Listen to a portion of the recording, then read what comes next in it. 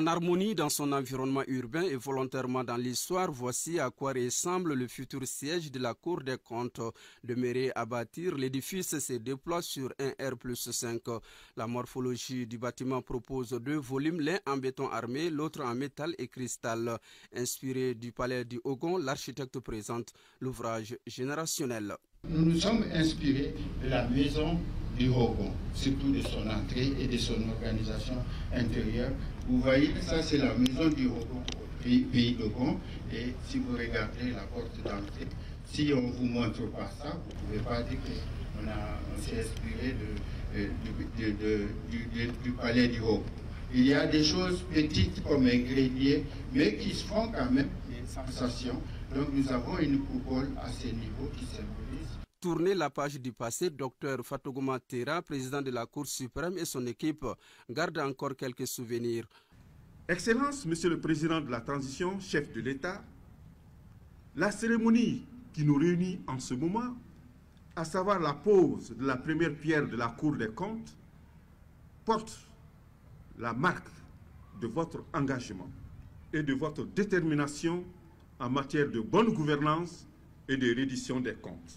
Le rêve d'environ un quart de siècle devient aujourd'hui une réalité avec la Constitution du 22 juillet 2023 qui consacre la Cour des comptes, 6e institution de la République, juridiction supérieure des finances publiques et institution supérieure de contrôle des finances publiques, en satisfaction d'une exigence de l'UEMOA, à savoir que les États membres devront créer des cours des comptes autonomes au plus tard le 31 décembre 2002.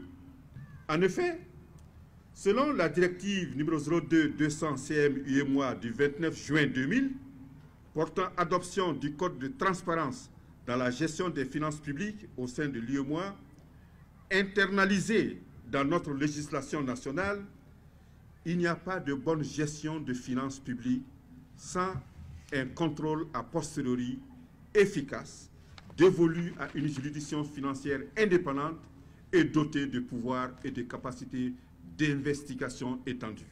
Juridiction supérieure des finances publiques et institution supérieure de contrôle des finances publiques, le futur siège de la Cour des comptes d'un point de vue architectural est déjà un édifice qui respecte toutes les normes avec une capacité d'accueillir le grand public. Les magistrats de la Cour suprême, en particulier ceux de la section des comptes, vous êtes les gardiens de l'éthique et de la légalité financière. C'est en cela que, dans un monde moderne, vous êtes des acteurs incontournables de la justice, fondement de toute société qui aspire au développement harmonieux, équitable et durable. Le projet est bien plus qu'un bâtiment en construction. Il incarne notre vision commune d'un Mali croix, intègre et prospère, garant d'un ordre public financier assaini. Aux tailles et configurations diverses, la Cour des comptes offre au personnel un cadre de travail adéquat et une opportunité pour plus d'efficacité dans le traitement des dossiers afin d'utiliser de manière transparente les ressources de l'État. Le président de la transition, non moins président du Conseil supérieur de la magistrature, accorde un intérêt particulier à l'institution judiciaire. La Cour des comptes est l'institution supérieure en matière de contrôle des finances publiques. Son rôle est déterminant dans le cadre du contrôle de l'exécution des lois de finances et de l'évaluation de la politique publique. La Constitution du 22 juillet 2023, qui crée la Cour des comptes, s'inscrit dans la droite ligne des réformes engagées par les auteurs de la transition, et cela prouve à suffisance la volonté des auteurs de la transition de promouvoir une gestion vertueuse des ressources de l'État, gage d'intégrité et de bonne gouvernance. Je demeure convaincu que la construction de cet important édifice de R+5 sur budget national permettra d'être en harmonie avec les directives de l'UEMOA, mais contribuera aussi à l'amélioration des conditions de travail des membres de la Cour, de même que dans leur performance de conduite de leur mission de vérification et de lutte contre la corruption et la délinquance financière et économique. Le président, la volonté de mettre les travailleurs dans des conditions est aujourd'hui perceptible. Qu'est-ce que vous exigez au personnel? Je leur demande surtout la rigueur.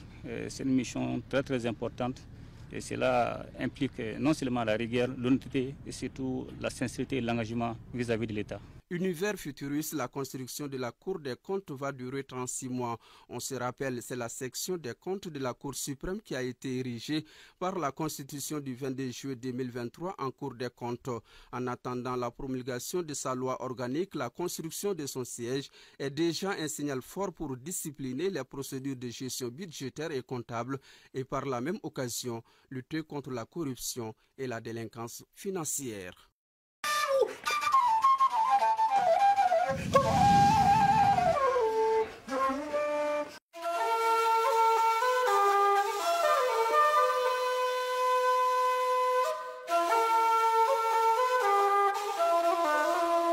26 personnes sur 42 au total sont appelées à la barre ce jeudi matin. Elles sont poursuivies pour avoir pris part à une manifestation illicite le 25 novembre dernier à Solenzo, ayant entraîné des actes de vandalisme et pire, la mort du chef de canton. Délocalisé ici au palais de justice de Bobo-Dioulasso pour des raisons pragmatiques, ce procès va statuer pour cette phase uniquement sur des faits délictuels relevant de la compétence d'une juridiction correctionnelle. Cela fait suite effectivement à la manifestation qui a eu lieu à Solenzo le 25 novembre 2024. Alors, tout le monde sait les conséquences en termes de drame, en tout cas, qui ont résulté de cette manifestation. Alors, à l'issue, il y a eu des interpellations. On nous a déféré 42 personnes. Et donc, nous avons scindé la procédure en deux. Aujourd'hui, pour ce qui concerne l'audience, ça va porter sur les faits délictuels. Voilà, lorsque la peine qui est prévue pour l'infraction ne vaut pas 10 ans, donc lorsque c'est au moins la peine d'emprisonnement de 30 jours à 10 ans, c'est délictuel. Par contre, au-delà de 10 ans, donc 11 ans en allant, ça devient criminel. Selon les juges, les circonstances de la mort du chef de canton de Solenzo ne seront pas débattues à ce procès car relevant du criminel. Mais il rassure qu'une procédure préalable est engagée pour élucider les circonstances de cette mort devant d'autres juges. Quant aux 16 autres personnes, elles font déjà l'objet d'une instruction par le juge dont la suite sera donnée les temps prochains. Comparaissant ainsi en premier ressort devant le tribunal, les 26 personnes concernées par cette audience connaîtront leur sort demain vendredi, au dire des juges.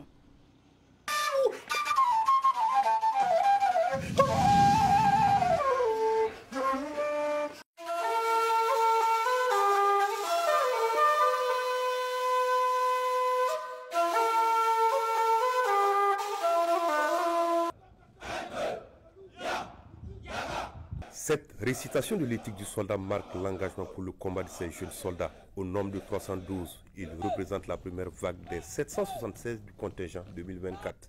Après 2 mois de formation, ils reçoivent ici leurs attributs de soldats de 2e classe. Chers recrues, vous êtes à l'aube d'une carrière militaire qui exigera de vous dévouement, courage et persévérance. Ces 2 mois de formation intensive ont jeté les bases de votre engagement. Mais n'oubliez pas que le véritable apprentissage commence sur le terrain, dans le feu de l'action et au sein de vos unités respectives. Ce que vous avez appris ici, la discipline, l'endurance, les techniques de combat, devra être préservé et constamment amélioré. Soyez des soldats exemplaires, dignes de porter l'uniforme. Issus des rangs des volontaires pour la défense de la patrie VDP, ils sont désormais dotés de savoir-faire et de savoir-être qui les rendent aptes aujourd'hui à se présenter au drapeau. C'est une promotion spécifique. Ils viennent tous d'ici des rangs des VDP et ici ils ont combattu dans les localités. Nous leur avons inculqué des valeurs d'intégrité, d'honnêteté, d'engagement et de désintéressement. Et rien que pour la nation. A noter que 2 des éléments de ces recrues n'ont pas pu terminer la formation pour raison de santé et d'abandon. La cérémonie de présentation au drapeau de cette première vague des recrues du contingent 2024 a pris fin par une parade militaire.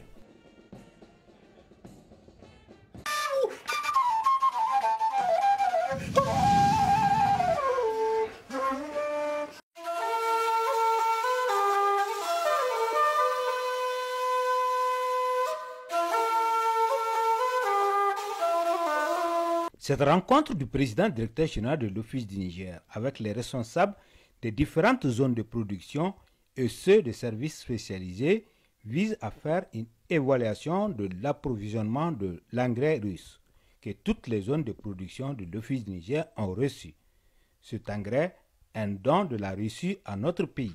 L'Office du Niger a remercié l'État pour mettre à disposition dans les zones de bassin de production de l'Office 4153 tonnes d'engrais russe. Toutes les zones de production ont reçu à travers les directeurs de zones qui ont produit un rapport qu'on a consolidé, qu'on va mettre à disposition au ministère tutelle.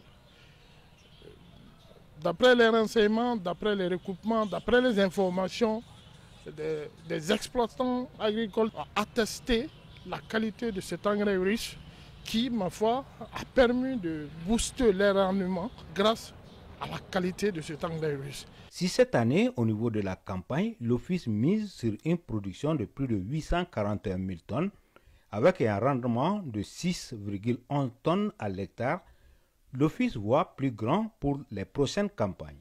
Nous sommes dans une bonne posture de préparer, de se projeter, j'allais dire, sur la campagne 2025-2026. Si on parvient à avoir l'engrais russe à temps, avec une quantité nécessaire, avec la qualité qui a été déjà attestée, la production de la campagne 2025-2026 serait supérieure à la production de cette année. En tout cas, cette rencontre technique est opportune pour recenser les contraintes majeures et formuler des recommandations pour l'atteinte de l'objectif majeur assigné à l'Office du Niger, c'est-à-dire la souveraineté alimentaire du pays.